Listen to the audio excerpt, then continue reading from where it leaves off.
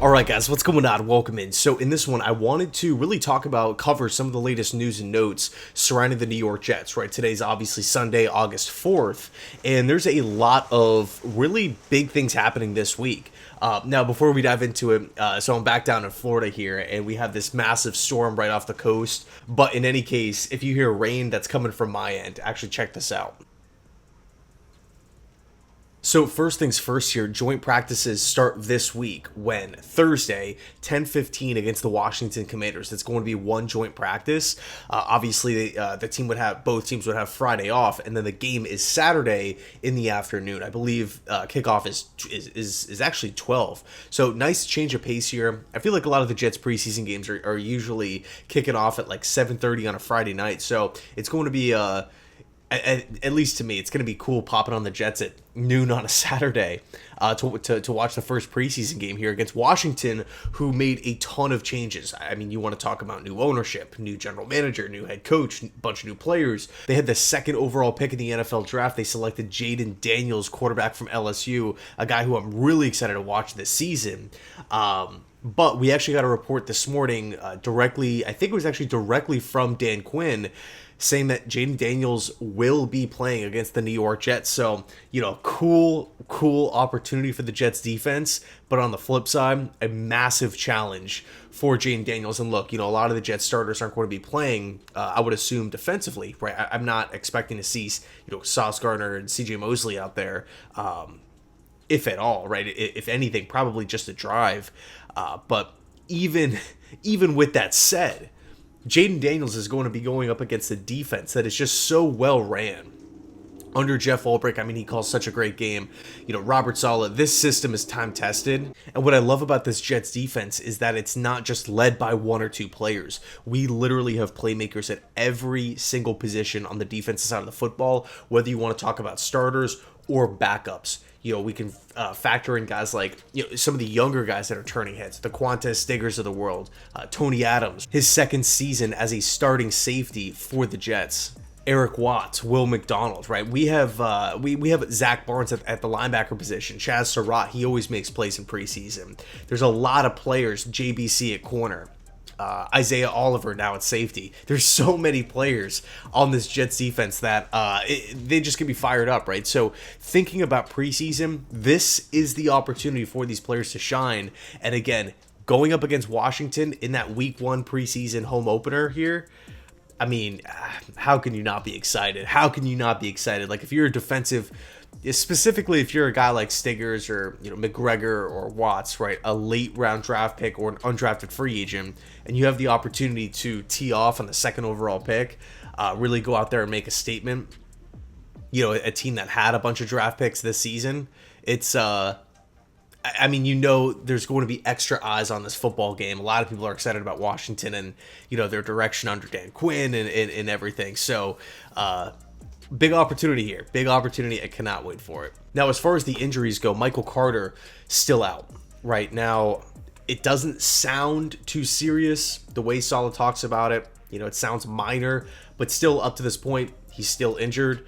And it sucks, right? I mean, as long as he's good for the start of the season, I'm cool with it because he's already had so many practices under his belt. But it does sound like he should be back relatively soon, but it doesn't really feel as though he has a set timetable. So I'm going to give it another week. And if he misses this entire week, then I think I might start to creep over to the panic side. But at this point in time, it doesn't. I don't really get the vibe that anybody within the organization is all too worried about it. But I will say, it sucks because Michael Carter, is probably my second favorite player on the Jets defense, right behind Quincy Williams. I really feel as though he's the glue that keeps the secondary together. You can have all the talent on the perimeter that you want at corner. If you have a weak spot, if you have a below average, a bottom 5 slot cornerback in football, if you don't have a plan for that position, slot receiver, inside receiver, you are going to get ripped up over the middle of the field, right? These guys have to cover so much ground. They have to be aware, pre-snap, post-snap, all these different things. I think a lot of people that aren't fans of the Jets don't realize how good Michael Carter is. Like, he is literally one of the best slot cornerbacks in the entire National Football League, and he's been that since his rookie year. So hopefully Michael Carter gets back soon. Xavier Gipson still out, same kind of situation, keeps missing days, but again, it doesn't really sound like anybody within the organization is panicking.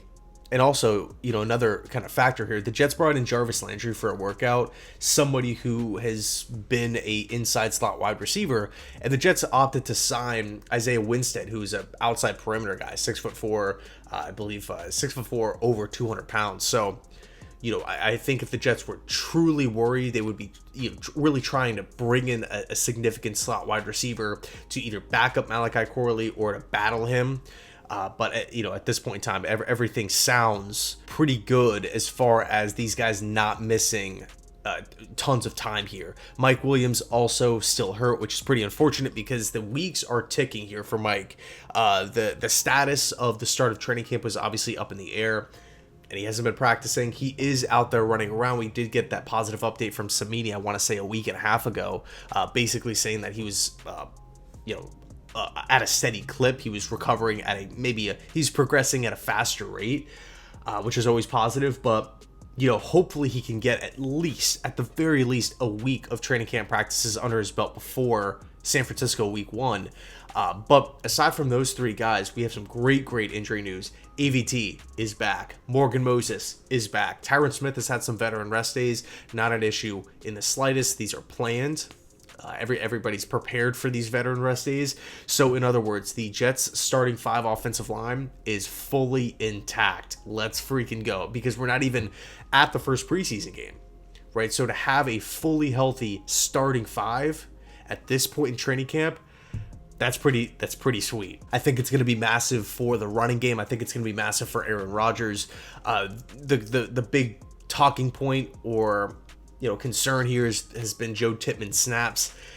I mean, you got to think that he's going to get it under control at some point. You just don't see something like this continue on for months at a time, especially for somebody who's, it's one thing if he was a rookie or nervous to snap the football to Aaron Rodgers or whatever the case may be. I mean, Robert Saleh downplayed it in his most recent press conference, basically saying that they're asking Joe Tippmann to do some more athletic things post snap, so maybe he's in his head a little bit, and that was kind of what we originally suspected when the issue initially popped up.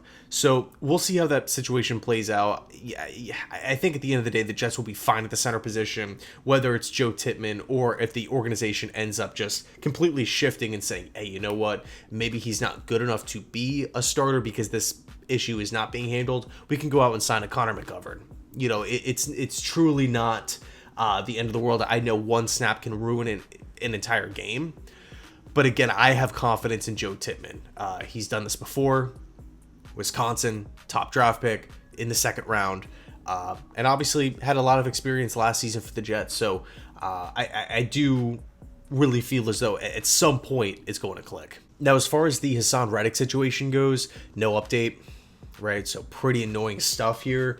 Like on one hand, it's like, the Jets are going to be fine without him. But then on the other, it's like, we let all these defensive linemen go. Haason Reddick was Joe Douglas's number one choice here. I mean, he gave up a pretty solid asset to go get him. A guy who wanted a contract extension. How is this not figured out? It's such an annoying talking point. Let's just figure this situation out, please. The Jets would be fine without him, but with Haason Reddick, they're a different beast defensively. I mean, he would come in as the number one pass rusher on the team. So hopefully there's a solution in the pipeline. Now, the green and white scrimmage took place yesterday, and a lot of people showed out for it, which was cool. But apparently it was back and forth, right? The offense made some plays, the defense made some plays, but some of the standout players from the scrimmage included Jermaine Johnson, Eric Watts, Quantez Stiggers at corner, Jamian Sherwood was flying around the football field, and Isaiah Davis also looked really, really promising. So anyway, let me know your thoughts down below in the comment section. Again, big week of practice here. We got the joint practice. We have that first preseason game on Saturday. I'm looking forward to it. And also, this isn't really just individually for the Jets. First week of preseason, is this weekend for everybody. So football is officially back. Let's go. I'm pumped. And I think it's going to be an exciting season. I really, really do. So anyway, let me know your thoughts down below in the comment section. Thanks so much for watching. I appreciate it. And as always, go Jets.